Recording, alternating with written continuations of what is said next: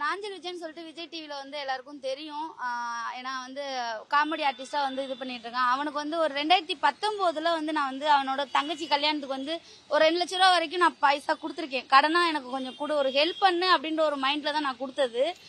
உங்களுக்கு ஏற்கனவே தெரியும், ஒரு 3 வருஷத்துக்கு முன்னாடி எவ்வளோ இஷ்யூ ஆச்சு, எவ்வளோ பிரச்சனை ஆச்சு அப்படின்ட்டு. நான் வந்து அதுக்கு அந்த நேரத்தில் வந்து நான் இந்த விஷயத்த சொல்லியிருந்தேன்னா யாரும் நம்ப மாட்டீங்க. ஆனால் வந்து அந்த நேரத்தில் கூட வந்து நான் அதை பெருசாக எடுத்துக்கல. அதுக்கப்புறம் இப்போ எனக்கு இக்கட்டான சூழ்நிலை, எனக்கு கொஞ்சம் காசு தேவைப்படுது அப்படின்றப்போ ஒரு 6 மாதத்துக்கு முன்னாடி நானே வந்து கால் பண்ணி அவன்கிட்ட வந்து நான் அவன்கிட்ட பிரச்சனை பண்ணுறதுக்கு பேசல. நாஞ்சில், எனக்கு வந்து இப்போ உன் தங்கச்சிக்குன்னு சொல்லி கல்யாணத்துக்கு கேட்டு வாங்கினேன். நானும் மனசார தான் செஞ்சேன். ஆனால் வந்து எனக்கு இப்போ கொஞ்சம் பைசா தேவைப்படுது, ஒரு அர்ஜென்ட்டான செலவு ஒன்று இருக்குது அப்படின்ட்டு நான் கேட்கும்போது நான் தரேன்ட்டு போன வருஷம் ஜூன் ஜூலைலேருந்து நான் வந்து அவன்கிட்ட வந்து பேசும்போது தரேன்னு சொல்லிட்டு அவாய்ட் பண்ணிட்டே இருந்தான். சரி, ஏன்னா சென்னையில் அவனோட அட்ரஸ் தெரியாது, எதுவும் தெரியாது அப்படின்றப்ப விட்டுட்டேன். இப்போ ரீசெண்டாக வந்து வைஷு அப்படின்னு சொல்லி இடையில எல்லாரும் அந்த மீடியா இது பார்த்துருப்பீங்க. அந்த பொண்ணு விஷயத்துல வந்து எனக்கு வந்து எதனா ஹெல்ப் பண்ண முடியுமா அப்படின்னு சொல்லி எனக்கு கால் பண்ணி எனக்கு எல்லா ப்ரூஃபும் என்கிட்ட இருக்கு. ஏன்னா வந்து வாட்ஸ்அப்ல வந்து அவன் எனக்கு மெசேஜ் பண்ணது எல்லாமே நான் வந்து வச்சிருக்கிறேன். இது ஃபுல்லாவே வந்து அவன் மெசேஜ் பண்ணது எல்லா காப்பியுமே எடுத்து வச்சிருக்கேன். வாட்ஸ்அப் காலில் தான் பேசுறேன். ஏன்னா ஃபோன் கால் பண்ணா ரெக்கார்ட் பண்ணிடுறோம் அப்படின்ட்டு அவனுக்கு நல்லா தெரிஞ்சுட்டு அவ்வளோ ஒரு எப்படி சொல்றது ரொம்ப கிரிமினலா யோசிச்சு என்னைய வந்து கெட்டவளாக்கணும் அப்படின்ட்டு இப்ப நான் கொடுத்த பணத்துக்கு வந்து ப்ரூஃப் கிடையாது, என்ன ஆதாரம் இருக்கு அப்படின்றப்ப இப்ப வந்து அவன் வீட்டுல இங்க வளசரவாக்கத்துலதான் வச்சு கொடுத்தேன். அதுக்கான ப்ரூஃப் என்கிட்ட இல்ல. அதை வந்து அவன் மனசுல வச்சுட்டு இல்ல இவ வந்து என்னை வந்து மிரட்டுறா அப்படின்ற மாதிரி சிம்பத்தி கிரியேட் பண்ணி அவன் வந்து வேற மாதிரி இது பண்ணான். அதுக்காக தான் நான் வந்து ஏற்கனவே திருச்சியில வந்து எஸ்பி ஆபீஸ்ல நான் ஆல்ரெடி கம்ப்ளைண்ட் கொடுத்து அங்கிருந்து இங்க மாதிரி இருக்காங்க. இப்ப நான் சென்னை கமிஷனர் ஆபீஸ்க்கு நான் இங்க வந்திருக்கேன். ஏன்னா எனக்கு அவன் வந்து இப்ப ரீசெண்டா வந்து எக்ஸ்போ பண்ணிட்டு இருக்கான் அப்படின்ட்டு எல்லாத்துக்கும் தெரியும். அப்படியே ரீசெண்டா வரும்போது வைஷு விஷயத்துல வந்து எனக்கு கொஞ்சம் ஹெல்ப் பண்ணு, என்னை வந்து அவளை வந்து யார் மூலியமா வந்து ஆஃப் பண்ண முடியுமா அப்படின்னு சொல்லி என்கிட்ட கேட்கும்போது உங்க பிரச்சனையில என்ன இழுக்காதீங்க, இது எனக்கு எப்பயோ தெரியும் அப்படின்னு நான் சொல்லியிருந்தேன். அப்ப கூட வந்து சரி பாவம், இவன் வந்து ஒரு குழந்தை இருக்கு, ஃபேமிலி இருக்கு, ஏன்னா இன்னொரு பொண்ணுக்கு ஒரு வாழ்க்கை கொடுத்துருக்கா அப்படின்ட்டு நான் பிரச்சனை பண்ணுவேன். இவ்வளவு தூரத்துக்கு வந்து நிக்கிறதுக்கு காரணமே அவன் தான். ஏன்னா என்னை வந்து ஒரு வீடியோ எடுத்து வச்சுட்டு என்னைய பிளாக்மெயில் பண்ணணும், ஏன்னா ஆளுங்களை வச்சு மிரட்டான்.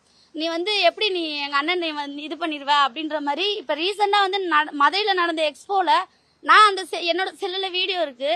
அதுல வந்து பாத்தீங்கன்னா நான் அவனை நார்மலா தான் போய் பாக்குறேன், பேசுறேன், ட்ரெஸ் பர்ச்சேஸ் பண்றேன், நான் வந்து காசு கொடுக்குறேன்றேன். இல்ல வேண்டாம், எடுத்துட்டு போ சூர்யா, நான் தான் உனக்கு தரணும் இல்ல அப்படின்னு சொல்லி அவன் வர சொல்லிதான் நான் அங்க போறேன், எக்ஸ்போக்கு போறேன். ஆனா வந்து உடனே வந்து அந்த எக்ஸ்போ விட்டு கொஞ்சம் மூவ் ஆனோன்னு வெளியே வந்து அவன் காரை ஓவர்டேக் பண்ணிட்டு ஒரு 3 பயல்களோட வந்து நீ வந்து காசு கொடுக்காம நீ எடுத்துட்டு போறியா அப்படின்னு சொல்லி என் மேல வந்து ஏதாச்சும் ஒரு கம்ப்ளைண்ட் கொடுக்கணும் அப்படின்றனால அப்படியே கிரியேட் பண்ணி அவன் ஒரு வீடியோ எடுத்து வச்சுட்டு நீ வந்து இதை நீ வந்து பேசினா நான் இந்த வீடியோவை வந்து நான் வந்து அசிங்கப்படுத்துவேன் அப்படின்றான். அப்ப எனக்கு தெரிஞ்சிச்சு அவனுக்கு என்னன்னா மறுபடியும் அந்த எக்ஸ்போக்குள்ள நான் வரக்கூடாது, நீ வந்தேன்னா அங்க வந்து 108 லேடிஸ் ஸ்டால் போட்டிருக்காங்க, எல்லாரும் கம்ப்ளைண்ட் கொடுத்து உன்னை வந்து உள்ள தூக்கி வச்சிருவாங்க அப்படின்ற மாதிரிலாம் வந்து என்னை சொன்னோன்னா அப்பதான் புரிஞ்சுக்கிட்டேன். சரி, இவன் வந்து பிளான் பண்ணி நம்மளை வந்து இது பண்றான் அப்படின்ட்டு. ஏன்னா என்னால வந்து என்னால முன்ன மாதிரிலாம் வந்து இது பண்ண முடியாது.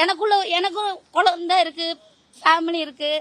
அதனால வந்து நான் ரொம்ப பொறுமையா அவன்கிட்ட பொறுமையா வாங்கலான்னு தான் நினைச்சேன். ஆனா வந்து அவன் என்னை வந்து ரொம்ப வேற மாதிரி கொண்டுட்டு வரான் அப்படின்றப்ப என்னால தாங்க முடியாம தான் நான் கம்ப்ளைண்ட் மூலியமாவது எடுத்துட்டு போய் இவனை வந்து ஏதாச்சும் விசாரிச்சு எனக்கு வர வேண்டிய பணத்தை வாங்கி கொடுத்தா போதும். அதுக்காக தான் நான் இவ்வளவு தூரம் வந்து, ஏன்னா சும்மா வந்து இது பண்ணணும், அவனை வந்து வம்புழுக்கணும் அப்படின்லாம் இல்லை. அவன் பேசின ரெக்கார்டு ரீசனா வந்து என்னை வந்து நீ வந்து வேணா பாரு அப்படின்ட்டு தைரியமா வந்து வாட்ஸ்அப்ல சேட் பண்ணது எல்லாமே நான் ப்ரூஃப் எல்லாமே வச்சிருக்கேன். அப்படின்றப்ப என்னால வந்து நான் வேற யார் மூலியமா போய் வாங்க முடியாது. சட்டத்துக்கு இதா வந்து நம்ம எந்த இதுவும் ஆக்ஷன் எடுக்க கூடாது அப்படின்றனாலதான் நான் நேரம் இங்க கமிஷனர் ஆபீஸ்க்கு வந்து கம்ப்ளைண்ட் கொடுத்துருக்கேன். இதுக்கப்புறம் இதுக்கு நல்ல ஒரு இதா விசாரிச்சுட்டு சொல்றோம்னு சொல்லியிருக்காங்க. அது அவங்க சொல்லிட்டு என்னன்னு சொல்றேன்னு இருக்காங்க.